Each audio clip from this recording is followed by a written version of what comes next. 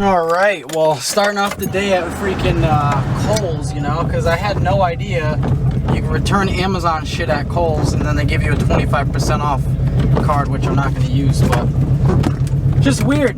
Let's go ahead and get to the shop and try to get something done, because to tell you the truth, like, I've just not had the motivation to go to the shop in this heat, because it's been, if it was just hot, that'd be fine, because like a fan blowing around would be alright, but it's the humidity, dude. It's been like 80% humidity, like above 90 every freaking day. Alright, so I want to get two things done today. Mainly, I want to try out that new Bondo that I got, because I figured, you know, I didn't want to do the bodywork on the whole car. Oh, it's in manual focus, sorry about that. But I'd rather like not be street tuning it and have it be a bunch of different colors. I mean, it already looks sketchy enough. But thankfully, I don't have that much body work to do. Mainly today, what I want to do is attack this dent right here. And that means I'm going to have to grind this paint off in this circle and then flatten that out. Now, what I'll be using, and I've never used this before, is Evercoat easy sanding, lightweight, easy spreading, easy sanding, easy spreading, tack free. You know, the stuff. Usually I'll use this, but that stuff, like I've said before, is good for, you know, if you just want to go to the store, want to go to Walmart and grab some, it's a little cheaper. This wasn't really that much more expensive. I think that whole can was like 30 bucks and it's a gallon of it. And that should be a lot more than I need for this car. A lot more than I need, so we'll be able to use this in some future projects. But I've never used an actual easy sanding stuff. The other Bondo stuff is a lot harder to sand with. So I'm going to be leaving this bezel for the dump pipe on there while I do it. Because if you can see, the dent is far enough that it doesn't really matter. I can leave that on and nothing will happen. Aside from getting the engine bay dirty, but I mean, that's kind of a given because it's already dirty. So I'm just going to come over here, go ahead and close the hood. I'm going to go ahead and get rid of all the stuff in front of it. Like I have a dirt bike stand, I have my front clip for my 350Z, and then just some miscellaneous other bullshit I'll probably throw to the side. Basically, the other day, I was looking at this and I was like, huh, that's hanging lower than it used to. And I realized that it broke, so. Oh man, literally the seam, let me see if I can get a shot of that. You can see right here, the seam that the exhaust is held together by. I thought it seemed a little bit louder, but you know me in this car, I don't really pay too much attention, but I'm going to need to at least tack that back on. So what I'm gonna go ahead and do is put this here ground clamp on my very nice, very expensive eBay exhaust neochrome tip. Yeah. Now I'm gonna come over here and you know, tack weld it on. That's what I'm doing currently. And I'll do, you know, 4 or 5 of those. Try not to get burnt in the process, and hopefully it stays up. And there we go. She's pointing up again. No more pointing down. She's doing good. At least she's not going to fall off on the highway and friggin' hurt someone's car. I'm going to get started with this. I have a bunch of things over here. No, I'm not using the sander. This is a little faster. I wish I had a flap disc, but I forgot to go buy one. But I have that, so it'll work. It'll work just fine. Well, you guys will see. So what I'm going to do first here is I'm just going to plug this up and cover up the wastegate dump pipe with a piece of oil absorbent mat. Next thing coming is I will just be grinding this away. Very lightly, because I don't exactly want to go through the actual metal. I'm just kind of grazing the paint enough to take it off. You can use a sander, you could use a wire wheel, you could use whatever you're comfortable with, but I like using this the best because it's just quicker. Well, I shouldn't say exactly the best. If this had a flap disc on it, like a 220 grit, that would be perfect for me. That'd be my weapon of choice here, but instead, you know, you just get this. So you get your cardboard, take your Evercoat. So I'm going to take some of this off the lid by just kind of plopping it on here. Take your hardener. You're going to want to put very little bit of hardener in there. Just that's it. This stuff is just so weirdly light. Like if you've ever used the Bondo glass, fiberglass Bondo, the green stuff, you know how like heavy that little can is. I swear this big can weighs like 3 pounds. So now what you're gonna wanna do is, I just kinda wipe it off. You could use tack towels or whatever, but I never had to go too crazy with that. And we take this, go real tight against it, lay it over. That goes on really nice. Wow. Lay it over. Then what I do before everything dries is I kind of go around the edges and kind of try to smooth out any little things. You can see it's already kind of hardening. So I don't know how much you guys can see, but I still see a very, very slight gap. So what I'm going to do is wait for that to dry, sand it off, and then after I sand it off, I'll see how much of a gap there is, how much of a dip there is anyway, because you guys remember before there was a giant dip. And then I'll apply one more layer, and we'll see how smooth this stuff sands. So that's the first wave of sanding.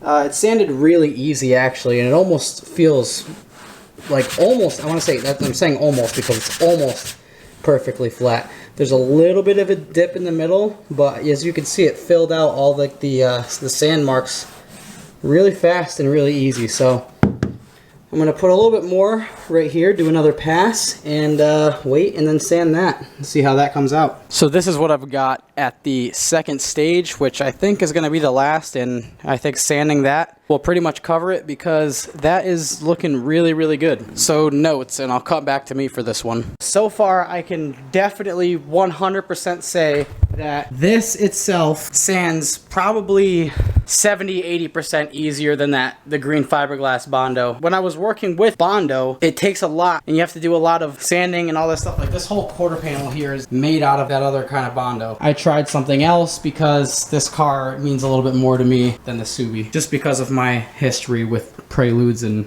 I just love these cars, dude. Quick story. Back in the day, I was with my dad and my brother when I lived in Florida. I lived in Fort Myers, Florida. We went and saw The Fast and the Furious. I was like, that was awesome. I love that movie. And I get out of the movie and I see this red car and I'm like, Dad, what the hell is that? And like, mind you, my dad's not like a car person like that. And he was just like, oh, like that's a Honda Prelude.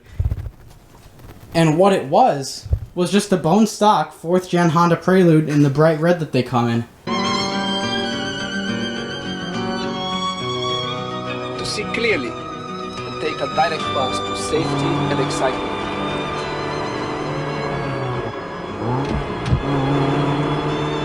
These are my ultimate driving goals. Honda Prelude. Just move it. Honda Bernoから. Well, enough of this Prelude love story. I'm going to go ahead and get to sanding this and get it as flat as I can. Get some primer on it and see what it looks like. And obviously that won't be done, but it'll be, you know, a good representation of how easy the car is going to be as a whole to do. Alright guys, and like I said, don't freak out. This isn't the last like coat or whatever. I have this stuff here because I got it like to the point where like it's flat and now it just needs a glaze. So I have this stuff.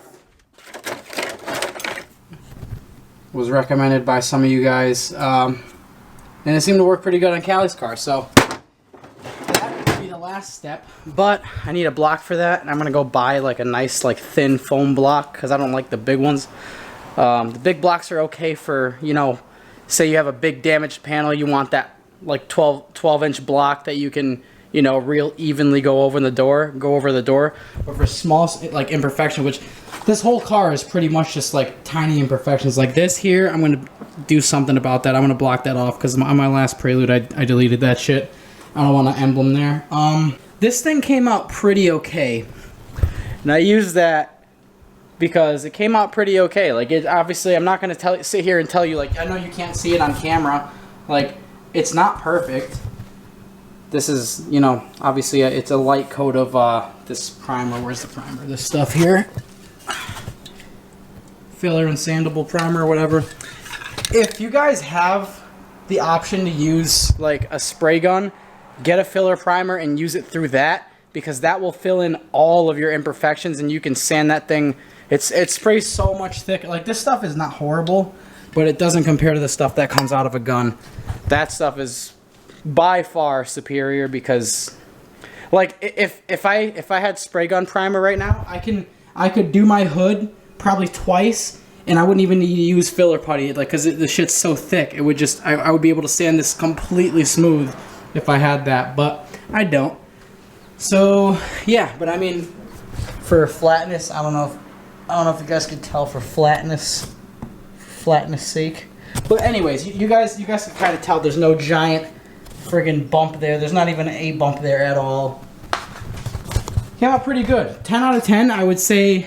Well, I'm not going to say 10 out of 10 because, in all honesty, I haven't driven it. If it cracks under the paint, I'm going to be really upset, and then I'm going to go back to using the other Bondo, because the other Bondo I've used to do, I did like a wide body with stock quarter panels on my old Prelude. That I used all the Walmart Bondo brand fiberglass Bondo, and it was strong as shit. Nothing cracked. I guarantee you, if that car isn't crushed or crashed, it's still not cracked to this day. But for now, I would say, dude, this stuff sands hella easy.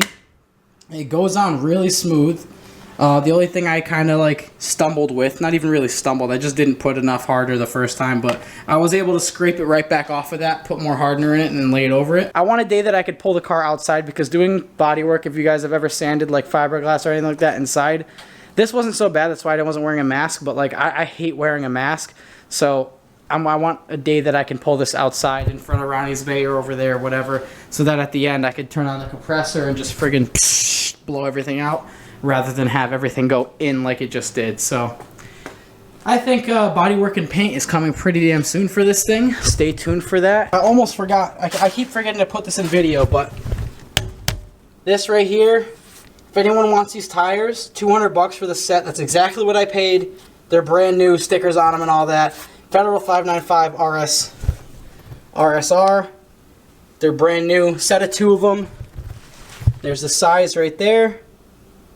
Yeah, look them up price-wise, and you'll see $200. So I'm going to use the money from the nice sticky tires to buy some cheap tires that I can stretch and fit.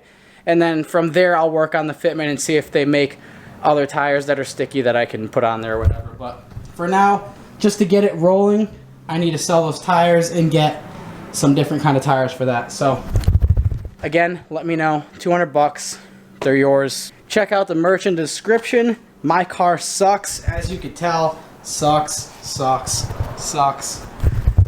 I'm not gonna say the van sucks. The van definitely does not suck. But if your car sucks, or you know someone whose car sucks, click the link in the description. Go cop a shirt. Got 5 colors. But yeah, first link in the description you'll see merch shirt. Go pick one up. Let me know if you do, and I will see you guys next time. Thank you for watching. Subscribe if you haven't. Stay tuned for more Prelude stuff. And Z stuff pretty soon too, because I might as well get this thing on the ground so I can move it when I paint the Prelude. And yeah, I'll see you guys next time. Peace out.